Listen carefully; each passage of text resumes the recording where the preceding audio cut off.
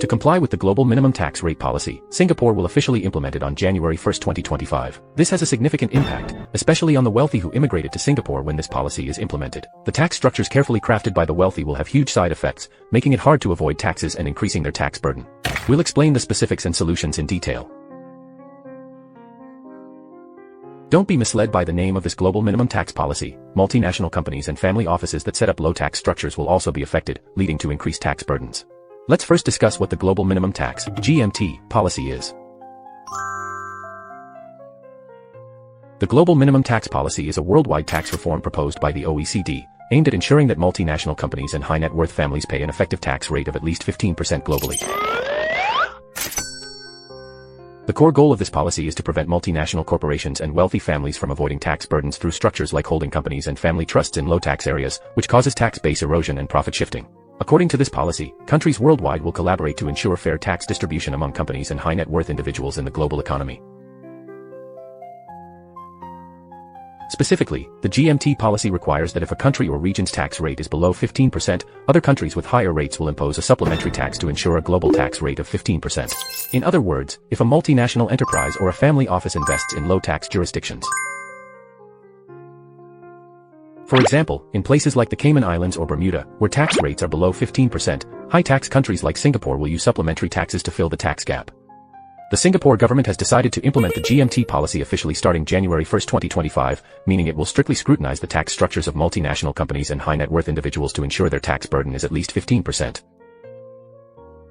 Under this rule, the Singapore Tax Authority will implement a supplementary tax mechanism. If a multinational company or family office pays less than 15% tax in certain low tax areas, Singapore will impose a difference tax on that income to ensure compliance with GMT requirements. For instance, if a multinational company sets up a holding company in the Cayman Islands, and that area has a tax rate below 15%, the Singapore Tax Authority will require the company to pay supplementary tax in Singapore to cover the tax difference. What will be the most significant impacts on high net worth individuals once Singapore implements the GMT policy? Is this the end of the era of low tax strategies? For a long time, low tax jurisdictions have been essential tools for tax optimization for high net worth individuals. By establishing holding companies or family offices in regions like the Cayman Islands or Bermuda, wealthy families can pass on wealth and grow their assets with lower taxes. However, with the implementation of the GMT policy, the appeal of low tax areas will greatly diminish. This means that strategies to reduce tax burdens through low tax areas will no longer be effective and may face increased tax liabilities. This is undoubtedly a significant challenge for high net worth families who rely on low tax areas for wealth optimization. Another impact is the increase in hidden risks associated with overseas investments. For many high net worth individuals, overseas investments have always been a key way to grow their wealth. By allocating assets to emerging markets, private equity funds, and real estate, high net worth families can diversify their investments and optimize tax burdens. However, with the GMT policy in place, the tax risks of overseas investments are significantly increasing. Especially for high net worth individuals investing in low tax areas, their earnings may no longer benefit from the original tax advantages. Additionally, transparency and information disclosure requirements for overseas investments may also increase, subjecting high net worth families to higher compliance demands and regulatory pressure. With the implementation of the global minimum tax policy, wealth management and tax optimization for high net worth individuals will face unprecedented challenges and opportunities, particularly for clients with multi-tiered family trusts established in the past, who need to reassess their structures.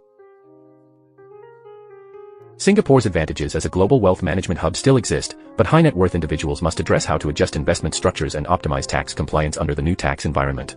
Regular communication with tax advisors and family office professionals is key to staying updated on tax regulations and adapting to global tax changes.